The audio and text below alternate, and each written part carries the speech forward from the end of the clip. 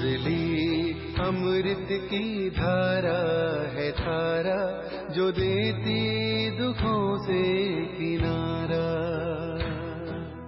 मुरली अमृत की धारा है धारा, जो देती दुखों से किनारा।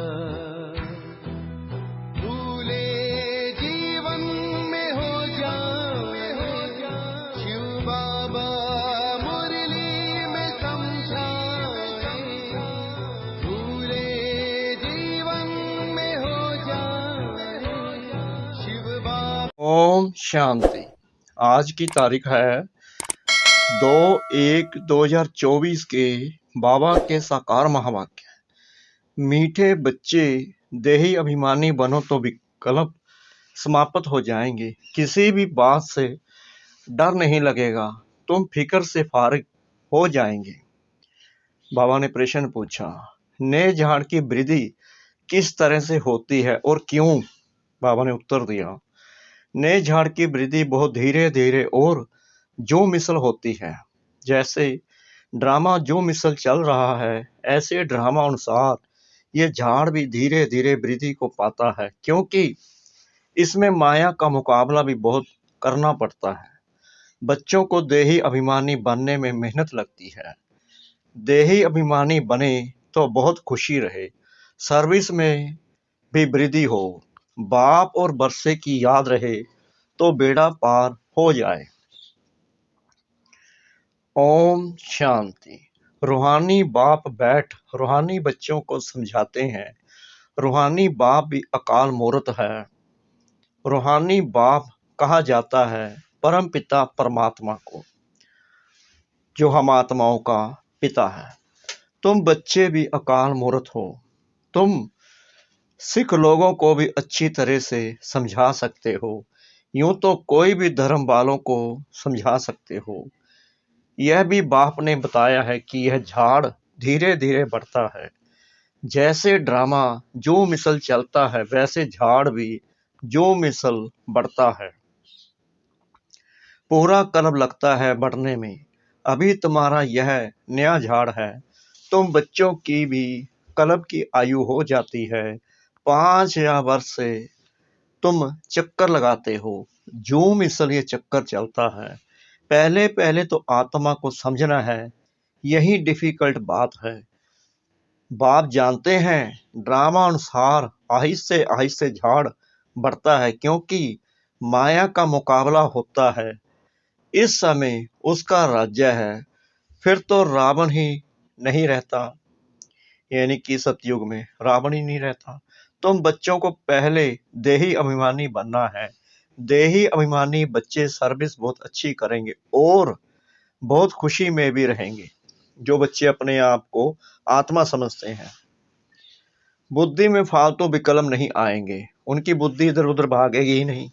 गोया तुम माया पर जीत पाते हो तो फिर तुमको कोई हिला ना सके। अंगद का भी दृष्टांत है ना, इसलिए तुम्हारा महावीर नाम रखा है। बाबा ने हमारा नाम महावीर रखा है। अभी तो एक भी महावीर नहीं। बाबा कह रहे हैं अभी एक भी महावीर नहीं बना। महावीर पिछाड़ी में बनेंगे।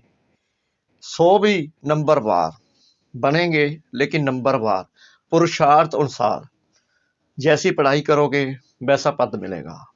ये तो बाबा ने क्लियर कर दिया। जो अच्छी सर्विस करते हैं उनको महावीर की लाइन में रखेंगे। अभी वीर है, महावीर पिछाड़ी में होंगे। जरा भी कोई संशय नहीं आना चाहिए। कोई तो बहुत अहंकार में आ जाते हैं, कोई की भी परवाह नहीं करते। इसमें तो बड़ी निर्माणता से कोई को समझाना होता है। अमृतसर में सिखों की तुम सर्विस कर सकते हो। संदेश तो सबको एक ही देना है। बाप को याद करने से तुम्हारी आत्मा की कट उतर जाएगी। वो लोग कहते हैं जप साहिब को, साहिब की महिमा भी है। एक ओंकार सतनाम अकाल मूर्त। अब अकाल मूर्त कौन? कहते हैं सतगुरु अकाल। अकाल मूर्त तो आत्मा है ना, उनको कभी काल खा ना सके। आत्मा को तो पाठ मिला हुआ है, सो तो पाठ बजाना ही है। उनको काल खाएगा कैसे? शरीर को खा सकता है, आत्मा तो अकाल मूर्त है। तुम सिखों के पास जाकर भाषण कर सकते हो, जैसे गीता वाले भी भाषण करते हैं। तुम बच्चे जानते हो, भक्ति मार्ग की तो अथाह सामग्री है, ज्ञान जरा भी नहीं। ज्ञान का सागर है ही एक बाप, मनुष्य को ज्ञानवान नहीं कहा जाएगा। देवताएं भी तो मनुष्य है ना, परंतु देवी गुण है, इसलिए देवता कहा जाता है। उन्हों को भी बाप से ही वर्षा मिला था। तुम भी इस राजयोग से विश्व के मालिक बन रहे हो। सतगुरु अकाल कहते हैं ना, सत्य तो वह एक ही बाप है, वही पतित पावन है। दो बाप का भी परिचय देना है। तुमको भाषण के लिए 2 मिनट मिले तो भी बहुत है, 1 मिनट 1 सेकंड मिले तो भी बहुत है। जिनको कल पहले तीर लगा होगा उनको ही लगेगा। कोई बड़ी बात नहीं, सिर्फ पैगाम देना है। बाबा ने समझाया है, समझो गुरु नानक आता है तो वह कोई मैसेज नहीं देते कि तुमको वापस घर चलना है, उसके लिए पवित्र बनो। वह तो पवित्र आत्माएं ऊपर से आती हैं, उनके धर्म की वृद्धि होती है, आते रहते हैं। वास्तव में सदगति दाता कोई मनुष्य हो नहीं सकता। सदगति दाता एक बाप है, मनुष्य तो मनुष्य ही है।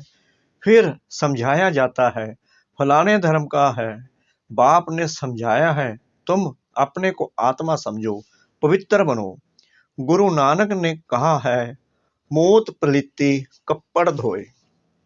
यह भी पीछे शास्त्र बनाने वालों ने लिखा है। पहले तो बहुत थोड़े होते हैं, उनको क्या बैठ सुनाएंगे। यह ज्ञान भी बाप तुमको अभी देते हैं, फिर शास्त्र तो पिछाड़ी में बनते हैं। सतयुग में तो शास्त्र होते नहीं, पहले तो समझाना है। बाप को याद करो तो विक्रम विनाश होंगे। विनाश तो होना ही है। पूछना चाहिए, सर्वव्यापी किसको कहते हो, जिसकी ये महिमा गाते हो। एक ओंकार, वह तो बाप ठहराना। उनके बच्चे हम आत्माएं भी अकाल मूर्त हैं। हमारा तख्त यह है, हम एक तख्त छोड़ दूसरे पर बैठे हैं, 84 तख्त पर बैठते हैं। अभी यह है पुरानी दुनिया, कितने हगामे हैं। नई दुनिया में यह बातें हो ना सके, वहां तो एक ही धर्म होता है। बाप तुमको विश्व की बादशाही दे देते हैं, तुम्हारे पर कोई चढ़ाई नहीं कर सकते। द्वापर से धर्म स्थापक आते हैं, अपने अपने धर्म की स्थापना करने। उनका धर्म जब वृद्धि को पाए, ताकत में आए, तब लड़ाई की बात हो। इसलिए पहले कितने थोड़े होंगे। तुम्हारा धर्म तो यहाँ स्थापन होता है, वह आते ही द्वापर में है, उस समय ही धर्म स्थापन होता है। फिर एक दो के पिछाड़ी आते जाएंगे। यह बड़ी समझने की बातें हैं। कोई तो ड्रामा अनुसार कुछ भी धारण नहीं कर सकते हैं। बाप समझाते हैं, जरूर उनका पद कम होगा। यह कोई श्राप नहीं है। माला तो महावीरों की बनती है। ड्रामा अनुसार सभी एक जैसा पुरुषार्थ तो कर नहीं सकते। बाबा कह रहे हैं, ड्रामा अनुसार पुरुषार्थ एक समान तो सभी कर नहीं सकते। आगे भी नहीं किया होगा, पहले भी नहीं किया होगा उन्होंने। कहेंगे फिर हमारा क्या दोष है। बाप भी कहते हैं तुम्हारा कोई दोष नहीं, तकदीर में नहीं है तो बाप क्या कर सकते हैं। समझ सकते हैं कौन कौन किस पद के लायक हैं। सिखों को भी समझाना है कि साहेब को जपो तो सुख शांति मिले। उनको सुख तब मिलता है जब उनके धर्म की स्थापना होती है। अब तो सब नीचे आ चुके हैं। तुम मानते हो सतगुरु अकाल, फिर गुरु किसको कहते हो। सदगति देने वाला गुरु एक है, भक्ति सिखलाने वाले तो ढेर गुरु चाहिए। ज्ञान सिखलाने वाला एक बाप है, तो तुम माताएं उनको समझाओ कि यह कंगन तुम जो पहनते हो यह भी पवित्रता की निशानी है। तुम्हारा वह मान लेंगे, क्योंकि तुम माताएं ही स्वर्ग का द्वार खोलने वाली हैं। तुम माताओं को अभी ज्ञान का कलश मिला है, जिससे सबकी सदगति हो जाती है। तुम बच्चे अभी अपने को महावीर कहलाते हो। तुम कह सकते हो हम गृहस्थ व्यवहार में रह स्वर्ग की स्थापना कर रहे हैं। रात दिन का फर्क है। यह जटाएं भी पवित्रता की निशानी है। अकाल मूर्त पतित पावन बाप की महिमा पूरी करनी चाहिए। साधु सन्यासी परमात्मा नमें कहते हैं, फिर कहते हैं सर्वव्यापी है। यह है रॉन्ग। बाप की तुम खूब महिमा करो, बाप की महिमा से तुम तर जाते हो। जैसे कहानी है, राम राम कहने से पार हो जाएंगे। बाप भी कहते हैं बाप को याद करने से विषय सागर से पार हो जाएंगे। तुम सबको मुक्ति में जाना ही है। तुम अमृतसर में जाकर भाषण करो कि तुम कारते हो सतगुरु अकाल मूर्त। परंतु वह अब कहते हैं देह सहित देह के सब धर्मों को छोड़ अपने को आत्मा समझो, बाप को याद करो तो पाप भस्म हो जाएंगे, अंतमति सुगति हो जाएगी। शिव बाबा अकाल मूर्त निराकार है, तुम आत्मा भी निराकार हो। बाप कहते हैं मेरा शरीर तो है नहीं, मैं लोन लेता हूँ, मैं आता ही पतित दुनिया में हूँ। रावण पर जीत पाने यहाँ ही डायरेक्शन दूंगा, क्योंकि पतित होते ही पुरानी दुनिया में है। नई दुनिया में एक ही देवी देवता धर्म था उस समय, और सब शांति धाम में रहते हैं। फिर नंबर बार सतो रजो तमो में आते हैं। जिनको सुख बहुत मिलता है उनको दुख भी बहुत मिलता है। तुम्हें सबको बाप का पैगाम देना है कि बाप को याद करो तो घर पहुंच जाएंगे। सदगति सबकी तब होती है जब झाड़ पूरा होता है, सब आ जाते हैं। ऐसे तुम भी किसी को बहुत प्यार और धीरज से समझाओ। तुमको चित्र उठाने की भी दरकार नहीं है, वास्तव में चित्र है न्यों के लिए। तुम कोई भी धर्म वालों को समझा सकते हो, परंतु बच्चों में इतना योग नहीं जो तीर लगे। कहते हैं बाबा हम हार खा लेते हैं, माया एकदम काला मुंह करा देती है। उनको यह पता ही नहीं पड़ता है कि हम देवता थे, इस समय असुर बन पड़े हैं। अब बाबा कहते हैं अपने को आत्मा समझ बाप को याद करो, बाप का पैगाम सबको देते रहो।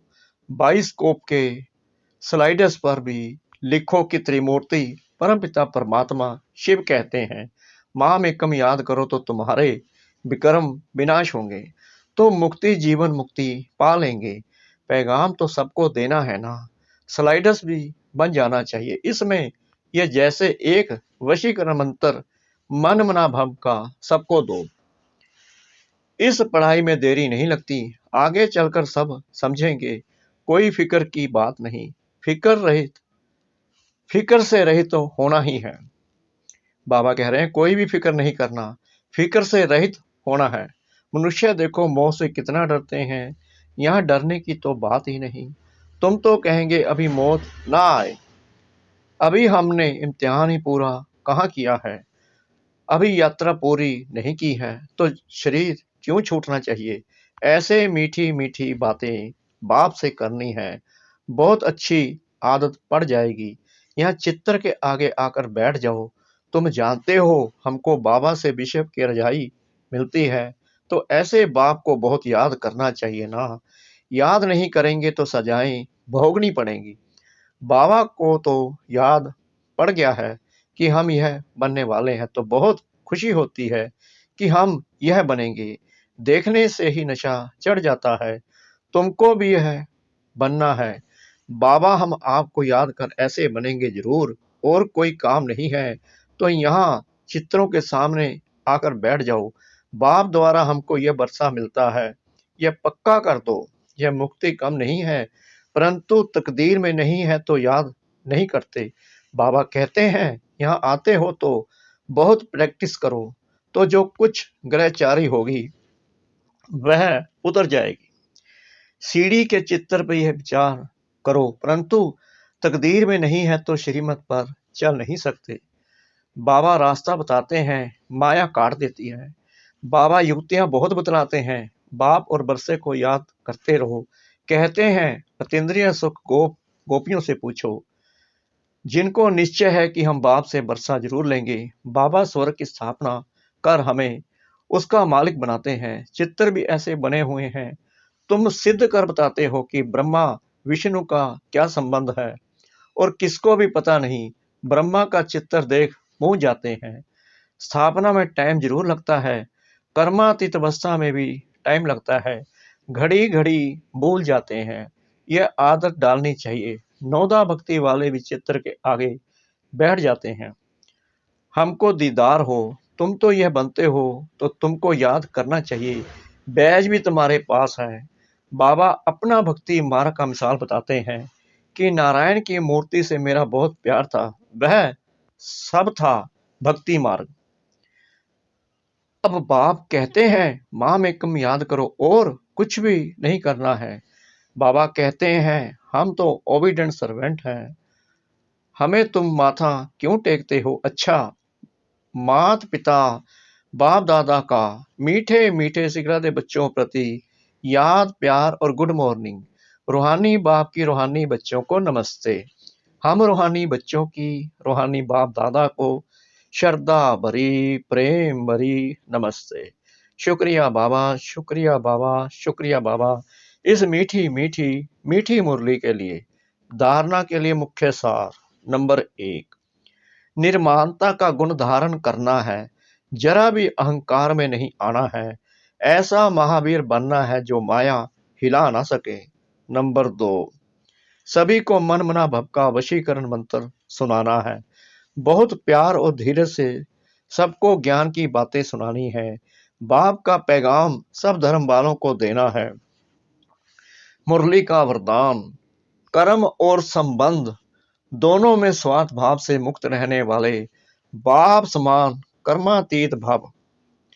आप बच्चों की सेवा है सबको मुक्त बनाने की, तो औरों को मुक्त बनाते समय को बंधन में बांध नहीं देना। बाबा कह रहे हैं औरों को मुक्त बनाते स्वयं को बंधन में बांध नहीं देना। जब हद के मेरे मेरे से मुक्त होंगे तब अव्यक्त स्थिति का अनुभव कर सकेंगे। जो बच्चे लौकिक और अलौकिक कर्म और संबंध दोनों में स्वार्थ भाव से मुक्त हैं, वही बाप समान कर्मातीत स्थिति का अनुभव कर सकते हैं। तो चेक करो कहां तक कर्मों के बंधन से न्यारे बने हैं, व्यर्थ स्वभाव संस्कार के वश होने से मुक्त बने हैं। कभी कोई पिछला संस्कार स्वभाव वशीभूत तो नहीं बनाता है। मुरली का स्लोगन, सम्मान और संपूर्ण बनना है तो स्नेह के सागर में समा जाओ।